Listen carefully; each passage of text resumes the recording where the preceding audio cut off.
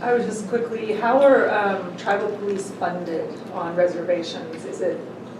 There is some federal funding, very little federal funding. Most of it, the vast majority funds out of tribal funding. What about the Bureau of Indian Affairs? I know there's an office, they have an office in Yakima or Toppenish area. Yes, the Bureau of Indian Affairs is, and they have, in fact, there is a national-wide task force that Secretary Holland set up in July through the Bureau of Indian Affairs, and it's meant to handle criminal cases as well as the MMIWG homicide cases, investigation, and that is another method that hopefully will bring to fruition some of the investigations that have been ongoing for quite some time. I was just going to ask about your book. How did you narrow down your choices? That was a very interesting process for me. When I was approached in the summer of 2019, if I would be interested in writing a book like this, first of all, I'd never written anything. I'd written nonfiction. Being in academics all of my life, I, of course, had to write a lot of stodgy white papers and book chapters on library technology and everything else, but it never approached something like this. And though nonfiction, it was just a totally different direction for me to take. And when the publisher contacted me and we discussed it, they said, our books only usually run 10 chapters, and went on with other information. And I thought, oh, okay, so, wow, 10 women. Am I going to be able to find 10 native, strong leader women?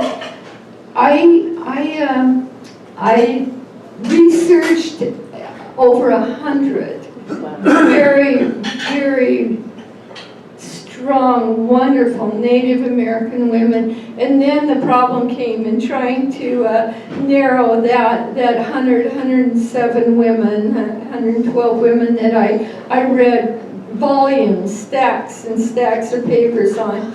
And what I wanted to focus on, first and foremost, I wanted these women to be role models.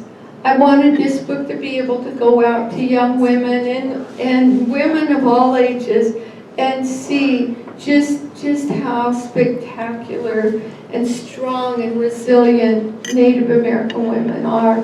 And so I wanted to have an array of young women who are just coming up in age, and people who, like Henrietta Mann, Dr. Henrietta Mann, who is now in her later years and still going strong and doing wonderful things. And so that was the first criteria for me. I wanted geographics. I didn't want just people from the Northwest or even just people from United States.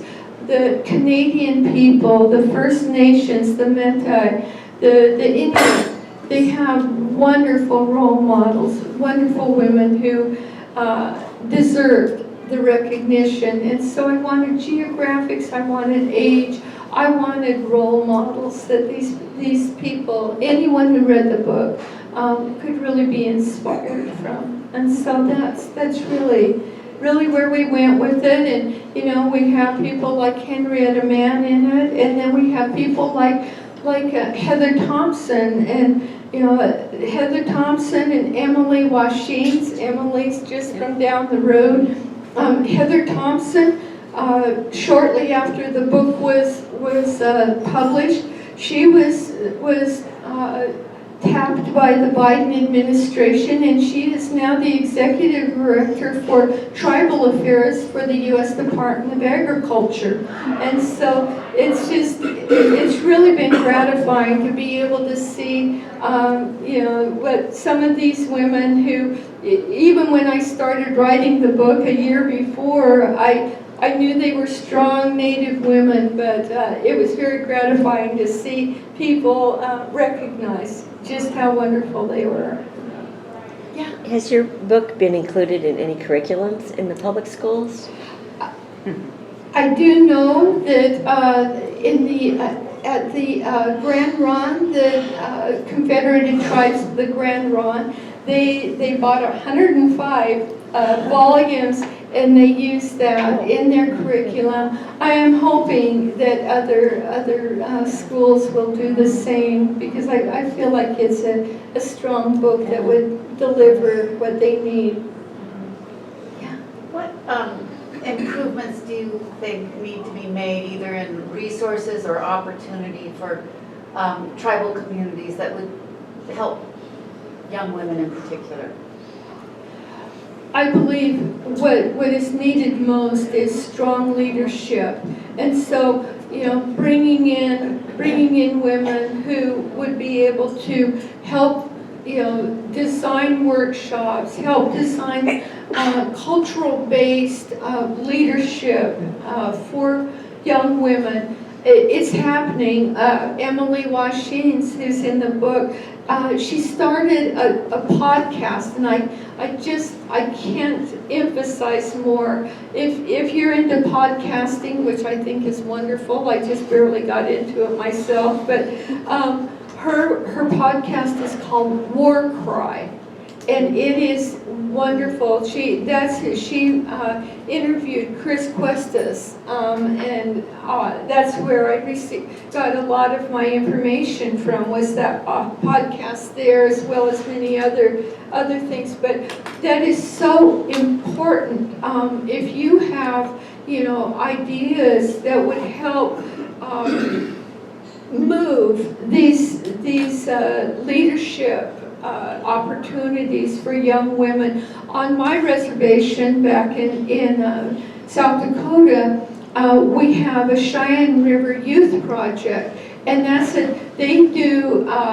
they have programs all year long for youth, everything from art programs to cultural programs to teaching language. We have our languages coming back now, because they're teaching language classes.